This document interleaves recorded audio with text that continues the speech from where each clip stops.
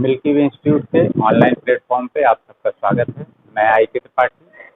आज हमें पढ़ना है अरस्तू की शिक्षा योजना। आपकी जो परीक्षाएं हैं TGT, PGT, LT, GIC, UGC, NET, इन सभी परीक्षाओं के लिए एक महत्वपूर्ण चिंतक है आपके सिलेबस में अरस्तू। और अरस्तू पर हम कई क्लासेस में पढ़ रहे हैं, जैसा कि आप देख रहे हैं। उसमें आज हमें शिक्षा योजना पे पढ़ना है कि अरस्तू की शिक्षा योजना क्या थी। हमने इसके पहले जब प्लेटो को पढ़ा था तो प्लेटो की शिक्षा योजना को हमने पढ़ा, और प्लेटो की शिक्षा योजना उसने अपने ग्रंथ रिपब्लिक में दी है, काफी विस्तार से दी है।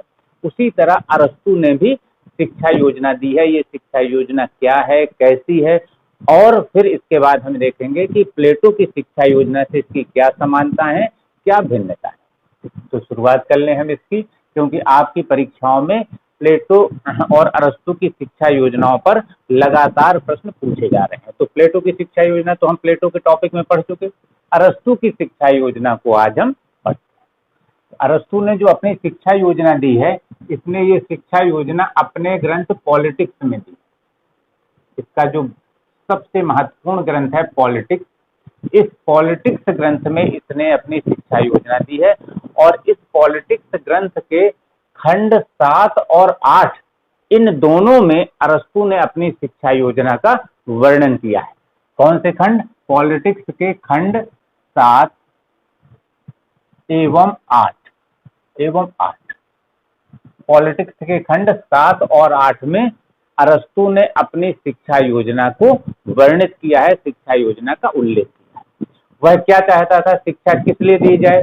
वो कहता था कि शिक्षा का उद्देश्य मुख्य ये है कि नागरिकों को या लोगों को शासन करने और शासित होने की क्षमताओं से परिपूर्ण बनाना। अर्थात शिक्षा इस तरह की होनी चाहिए जिससे लोग शासन करने में सक्षम हो सके और शासित करने के अभ्यस्त हो सके। क्या उद्देश्य है उसका? शिक्षा योजना का जो उद्देश्य है अरस्तू का, वो क्या है? अरस्तू कहता है कि शिक्षा का उद्देश्य क्या है? लोगों को शासन करने और शासित होने की क्षमताओं से परिपूर्ण करना। क्या कहता है? लोगों को शासन करने और शासित होने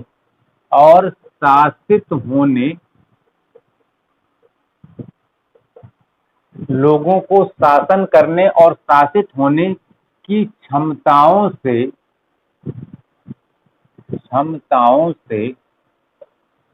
परिपूर्ण करना,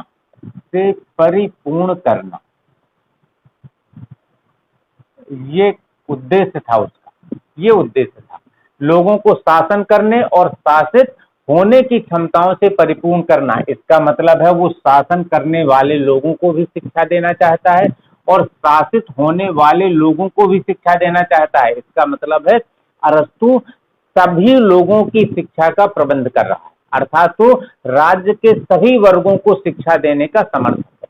उसने क्या कहा कि राज्य का दायित्व है कि वो सभी लोगों को शिक्षा उपलब्ध कराए। ये कहता है अरस्तू कि राज्य का दायित्व है कि सभी लोगों को शिक्षा उपलब्ध कराए।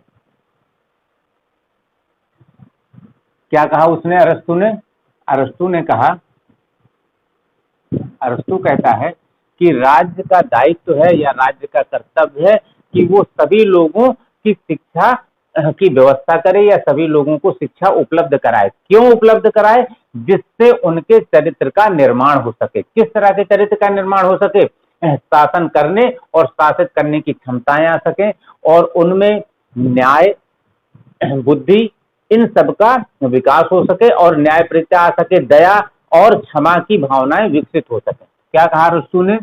कहता है कि राज्य का कर्तव्य है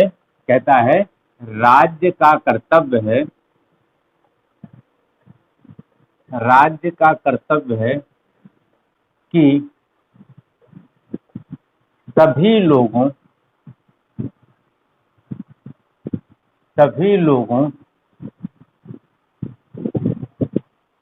को शिक्षा उपलब्ध कराए।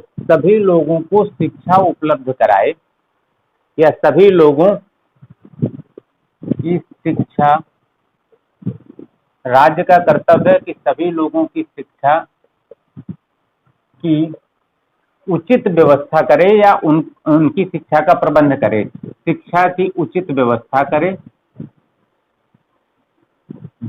करे जिससे उनके चरित्र का निर्माण हो सके, जिससे उनके चरित्र का निर्माण हो सके, चरित्र का निर्माण हो सके, ये कहता है अरस्तु। अरस्तु क्या कहता है कि राज्य का कर्तव्य है या राज्य का दायित्व है कि सभी लोगों की शिक्षा की उचित व्यवस्था करे या शिक्षा का प्रबंध करे जिससे कि उनके चरित्र का निर्माण हो सके। और किसका कर्तव्य बता रहा है? राज्य का कर्तव्य बता रहा है। इसका मतलब है कि अरस्तु शिक्षा को राज्य के नियंत्रण में रखना चाहता है। वो चाहता है कि शिक्षा राज्य के नियंत्रण में होनी चाहिए। और शिक्षा क्या है? उसने क्या कहा कि स्वस्थ शरीर में स्वस्थ मस्तिष्क का निर्माण ही शिक्षा है। अरस्तु क्या कहता है? अरस्तु कहता है स्वस्थ शरीर में स्वस्थ मस्तिष्क का निर्माण ही शिक्षा है। क्या कहता है? स्वस्थ शरीर में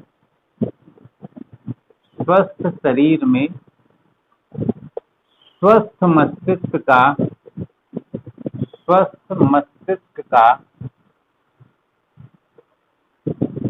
का निर्माण ही शिक्षा है। इस तरह उसने शिक्षा को परिभाषित किया। क्या कहा उसने? अरस्तु ने क्या कहा? यहाँ फिर से लिख दें, आपको कंफ्यूजन ना रहे जिससे किसी तरह का। अरस्तु क्या कहता है? स्वस्थ शरीर में स्वस्थ मस्तिष्क का निर्माण ही शिक्षा है। इसका मतलब वो क्या कर रहा है? स्वस्थ शरीर की बात कर रहा है और यहाँ आप देख रहे हैं चरित्र निर्माण की बात कर रहा है। इसका मतलब क्या है?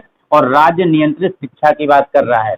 तो वास्तव में यहाँ हमें क्या दिखाई दे रहा है? स्वस्थ शरीर की बात कर रहा है, अर्थात वह स्पार्टा की शिक्षा व्यवस्था से प्रभावित दिख रहा है, क्योंकि स्पार्टा में शारीरिक शिक्षा की बात होती थी और स्पार्टा में राज्य नियंत्रित शिक्षा थी।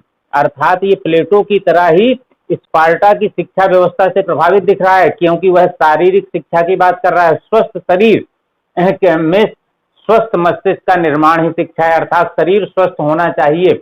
और राज्य नियंत्रित शिक्षा की बात कर रहा है। इसका मतलब है इन दोनों बातों से क्या दिखाई दे रहा है कि वह स्पार्टा की शिक्षा व्यवस्था से प्रभावित है और उसका समर्थक है।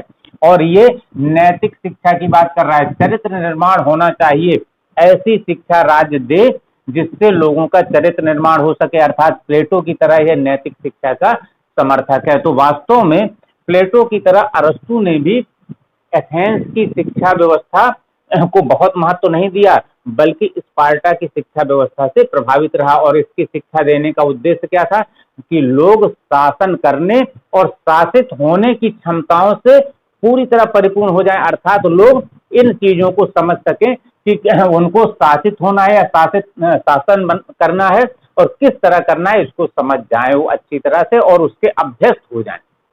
अर्थात ये सभी वर्गों को शिक्षा देने का समर्थन कर रहा है। और यहीं से ये साबित होता है कि वो ऐसी शिक्षा का समर्थक है जो कि राज्य की आवश्यकताओं के अनुरूप हो, राज्य के संविधान, राज्य के नियमों की व्यवस्था के अनुरूप हो।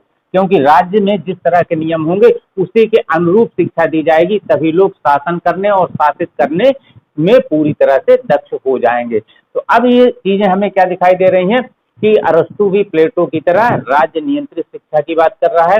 अरस्तु भी प्लेटो की तरह ही शारीरिक शिक्षा पर बल दे रहा है और नैतिक शिक्षा पर बल दे रहा है, लेकिन अंतर कहीं आता है। क्या दिखाई दे रहा है? अरस्तु ने इन सब की का तो समर्थन किया, लेकिन प्लेटो की तरह इसने लंबी शिक्षा की बात नहीं।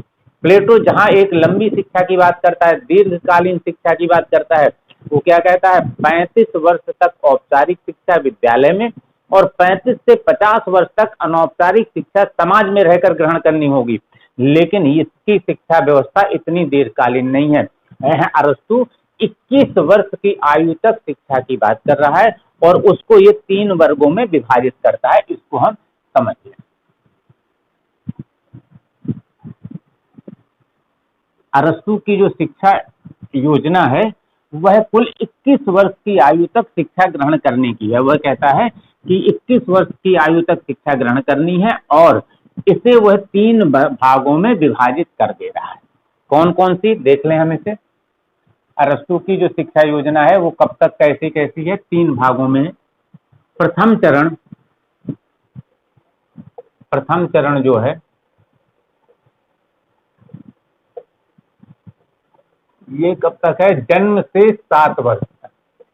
जन्म से 7 वर्ष की आयु, 7 वर्ष की आयु, या इसको ऐसे लिख दें 0 से दे देंगे, 0 से 7 वर्ष की आयु, 7 वर्ष की आयु। द्वितीय चरण ये है 7 से 14 वर्ष की आयु तक, 14 वर्ष की आयु तक, ठीक। और तृतीय चरण क्या है, ये है 14 वर्ष से 21 वर्ष की आयु तक, 14 वर्ष से 21 वर्ष की आयु तक। ये इसने 3 चरण बताए। अर्थात क्या देख रहे हैं हम कि प्लेटो की तरह इसकी शिक्षा योजना बहुत लंबी नहीं है, ये केवल 21 वर्ष तक की शिक्षा की बात कर रहा है और प्लेटो 35 वर्ष तक तो औपचारिक शिक्षा की बात कर रहा है और फिर उसके बाद में शेष 15 वर्ष अनौपचारिक शिक्षा की बात कर रहा है। अर्थात अनौपचारिक शिक्षा समाज में रहकर ग्रहण करनी पड़ेगी और वह 35 वर्ष तक विद्यालय में ग्रहण करनी पड़ेगी। लेकिन ये विद्यालय की शिक्षा अरस्तु क्या बताता है, ये बताता है 7 वर्ष से लेकर 21 वर्ष की आयु तक। अर्थात द्वितीय और तृतीय चरण जो होगा, तृतीय चरण ये होगा, इसको तृतीय चरण यहां लिखते हैं, ये तृतीय चरण होगा। द्वितीय और तृतीय चरण के लिए अरस्तु कहता है यह शिक्षा विद्यालय में लेनी होगी, विद्यालय में। अर्थात ये शिक्षा कैसी होगी, औपचारिक शिक्षा होगी, पूरी तरह से औपचारिक शिक्षा होगी। और प्रथम चरण के बारे में वो क्या कह दे रहा है, यह शिक्षा घर पर होगी, यह शिक्षा घर पर।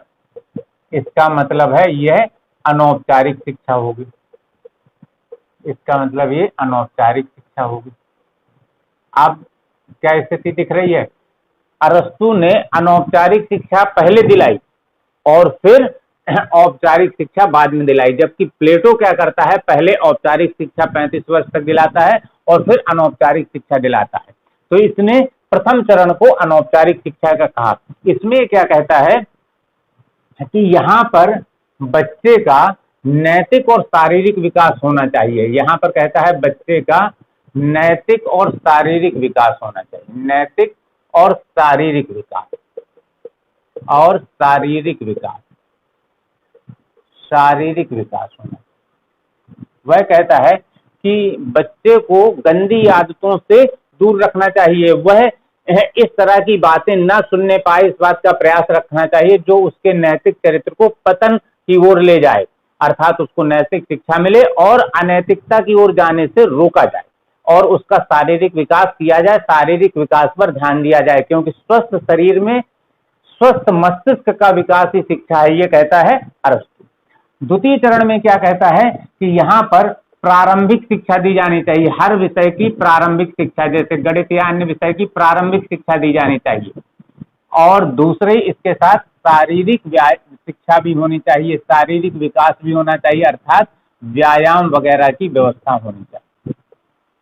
द्वितीय चरण में यह प्रारंभिक शिक्षा और शारीरिक शिक्षा अर्थात व्यायाम वगैरह की अहम बातों का उल्लेख कर रहा है। कहता है द्वितीय चरण में शारीरिक शिक्षा दी जाए और हर विषय की प्रारंभिक शिक्षा दी जाए। इसके बाद ये कहता है तृतीय चरण, तृतीय चरण में कहता है कि यहाँ पर आकर बीज गणित, अंक गणित और अन्य विषय और बहुत से जो कलाएं हैं, उत्पादन की जो कला है, वास्तुकला, चित्रकला, अन्य सबकी शिक्षा देनी चाहिए। कहता है बीज गणित,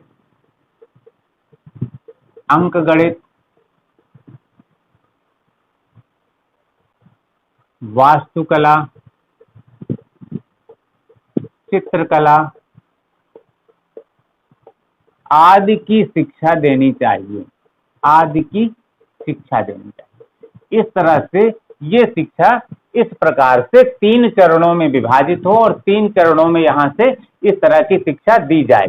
और ये सारी शिक्षाएं, हाँ यहाँ पर ये संगीत की शिक्षा की भी बात कर रहा है, संगीत की शिक्षा दी जाए, संगीत की शिक्षा, संगीत की शिक्षा, बीज गणित, अंक गणित, वास्तुकला, चित्रकला और अन्य बहुत से विषयों की शिक्षा की ये बात कर रहा है। तो ये कहता है कि तृतीय चरण में ये सारी शिक्षाएं देनी चाहिए, लेकिन इसके साथ ये किसी परीक्षा के आयोजन की बात नहीं कर रहा है, ये केवल इस तरह की शिक्षा देने की बात कर रहा है।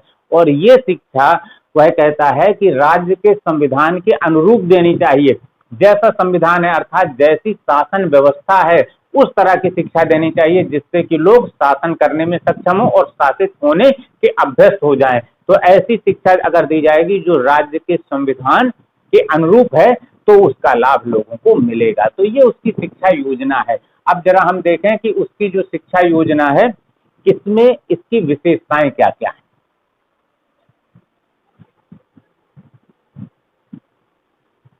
अरस्तू की शिक्षा योजना की जो मुख्य विशेषताएं हैं हम उन पर चर्चा करें।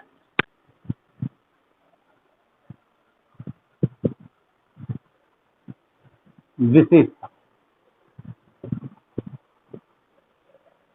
विशेषताएं,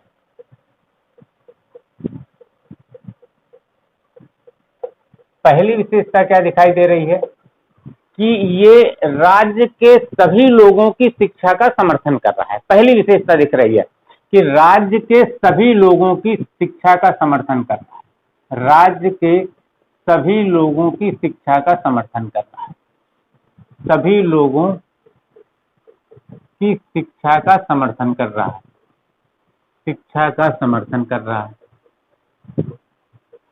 दूसरी बात क्या दिख रही है, सबकी शिक्षा का समर्थन कर रहा है, जबकि प्लेटो सबकी शिक्षा का समर्थन नहीं करता। प्लेटो केवल अभिभावक वर्ग अर्थात सैनिक और शासक की शिक्षा का समर्थन करता है, लेकिन अरस्तु राज्य के सभी लोगों की शिक्षा का समर्थन कर रहा है। क्यों ऐसा करता है? क्योंकि शासन करने वालों को भी शिक्षा देना चाहता है और शासित होने वालों को भी शिक्षा देना चाहता है। वो कहता है अगर उन्हें भी शिक्षित बनाया जाएगा तो वो शासित होने के अभ्यस्त हो जाएंगे।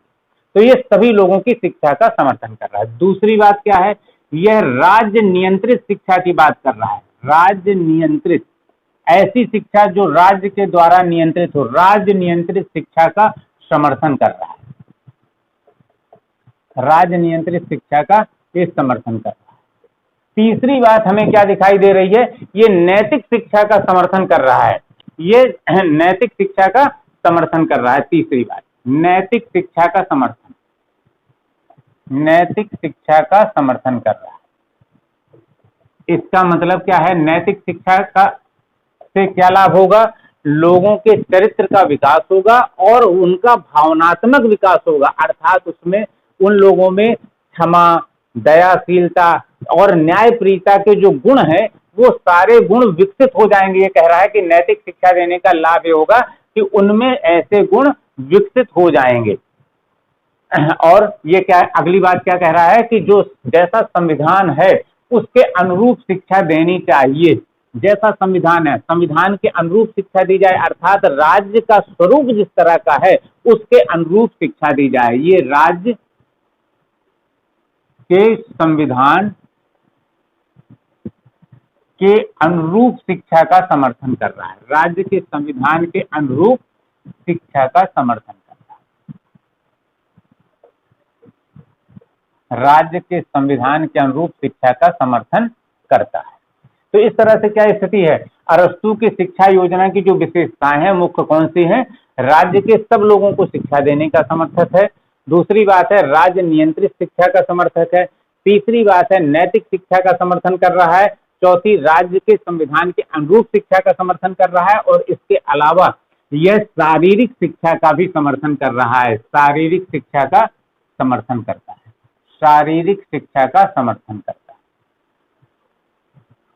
ये उसके शिक्षा की विशेषता है। अब हमें इसके साथ एक चीज और देखनी होगी, आपको उसमें से भी प्रश्न आ जाते हैं, वो है कि प्लेटो की शिक्षा योजना और अरस्तु की शिक्षा योजना में तुलना करनी है, दोनों में क्या क्या समानता है और क्या क्या असमानता है, इनको हमें देखना। प्लेटो की शिक्षा योजना और अरस्तु की शिक्षा योजना में क्या क्या समानताएं हैं और क्या क्या असमानताएं हैं, इन दोनों को हमें देख लेना है।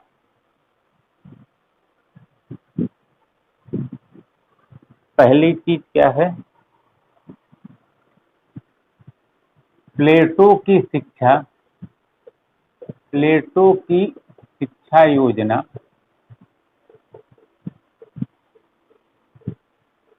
एवं अरस्तु की शिक्षा योजना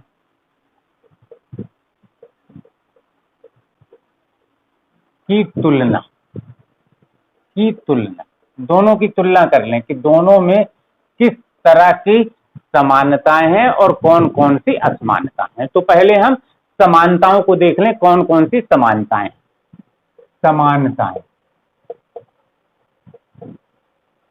पहली समानता क्या दिखाई दे रही है, दोनों के दोनों नैतिक शिक्षा के समर्थक हैं। पहली समानता दिख रही है, दोनों नैतिक शिक्षा के समर्थक हैं। दोनों नैतिक शिक्षा के समर्थक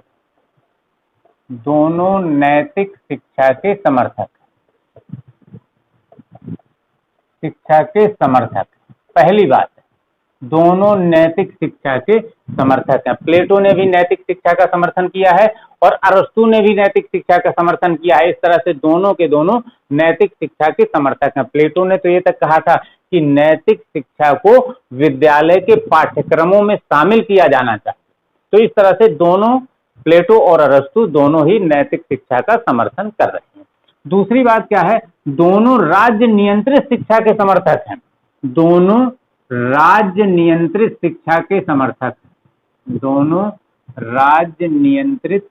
शिक्षा के समर्थक हैं। प्लेटो और अरस्तु दोनों मानते हैं कि शिक्षा राज्य के नियंत्रण में होनी चाहिए। दरअसल उस समय एथेंस में जो शिक्षा थी वो राज्य के नियंत्रण में नहीं थी।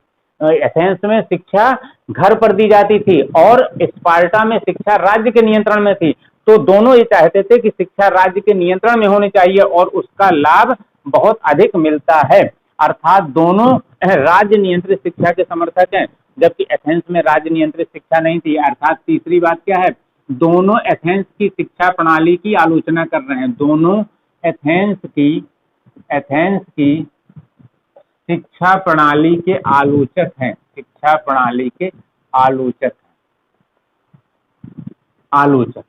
दोनों आलोचक हैं, क्योंकि एथेंस की शिक्षा प्रणाली कैसी थी, यहाँ पर घर पर शिक्षा देने की बात होती थी। घर पर शिक्षा दी जाती थी, एक बात। दूसरी बात क्या थी कि यह शिक्षा केवल बौद्धिक होती थी, शारीरिक नहीं होती थी।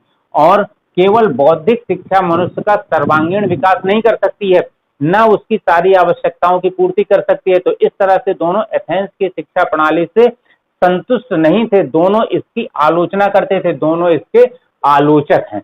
तो ये समानताएं हैं इनमें। अब इसके बाद में हम इसमें दोनों में असमानताएं देख लेते हैं कि क्या असमानताएं इन दोनों।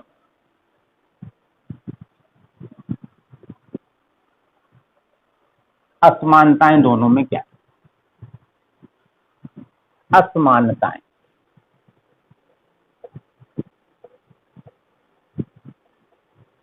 पहली असमानता क्या दिखाई देती है, प्लेटो एक दीर्घकालीन शिक्षा का समर्थन करता है, जबकि अरस्तु अपेक्षाकृत छोटी शिक्षा योजना देता है। उसकी शिक्षा अपेक्षाकृत दीर्घकालीन नहीं है, शॉर्ट टर्म की है, कुछ समय की है। पहली क्या है, प्लेटो दीर्घकालीन शिक्षा की बात करता है। प्लेटो दीर्घकालीन शिक्षा का समर्थक है। दीर्घकालीन शिक्षा कितना, 35 वर्ष औपचारिक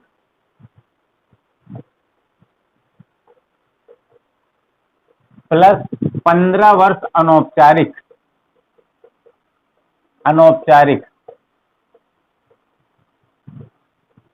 प्लेटो क्या कर रहा है, 35 वर्ष तक औपचारिक और 15 वर्ष तक अनौपचारिक शिक्षा का समर्थक है। अर्थात प्लेटो दीर्घकालीन शिक्षा का समर्थक है। अरस्तु नहीं है। अरस्तु कब तक कहता है शिक्षा की बात? अरस्तु 21 वर्ष की आयु तक शिक्षा की बात कर रहा है। तो अरस्तु क्या है? अरस्तु दीर्घकालीन शिक्षा का समर्थक नहीं। पहला अंतर दोनों में है, ये है, पहली असमानता ये है कि प्लेटो दीर्घकालीन शिक्षा का समर्थक है, जबकि अरस्तु दीर्घकालीन शिक्षा का समर्थक नहीं है। दूसरी असमानता क्या है? प्लेटो का जो शिक्षा योजना है, आप वीडियो पढ़े हैं, आप उसको देख लिए होंगे, और अगर जिसने नहीं देखा होगा तो उसे देख सकता है। प्लेटो की जो शिक्षा योजना है उसमें वह दर्शन और द्वंद्ववाद की शिक्षा का समर्थन करता है, जबकि अरस्तु दर्शन और द्वंद्ववाद की शिक्षा का उल्लेख नहीं करता। प्लेटो क्या कर रहा है? प्लेटो दर्शन और द्वंद्ववाद की शिक्षा का समर्थक है। दर्शन और द्वंद्ववाद की शिक्षा का समर्थक है। द्वंद्ववाद की शिक्षा का समर्थक है। और अरस्तु क्या है? अरस्तु इसकी उपेक्षा कर रहा है। अरस्तु इसकी उपेक्षा कर रहा है। अरस्तु इसकी उपेक्षा कर रहा है। अरस्तु इसकी उपेक्षा करता है, अर्थात अरस्तु द्वंद्ववाद और दर्शन की शिक्षा का बहुत समर्थन करता नहीं दिख रहा है, वह इसकी उपेक्षा करता दिख रहा है।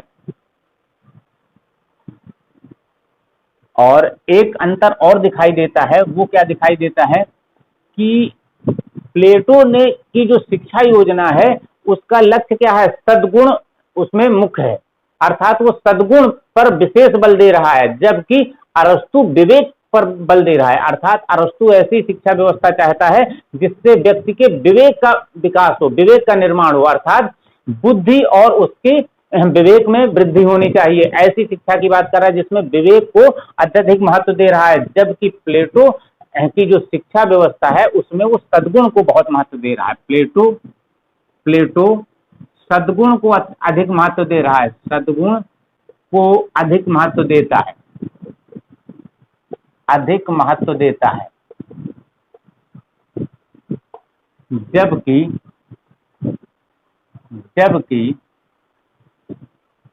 अरस्तु विवेक को अधिक महत्व देता है, जबकि अरस्तु विवेक को अधिक महत्व देता है। अरस्तु विवेक को अधिक महत्व देता है।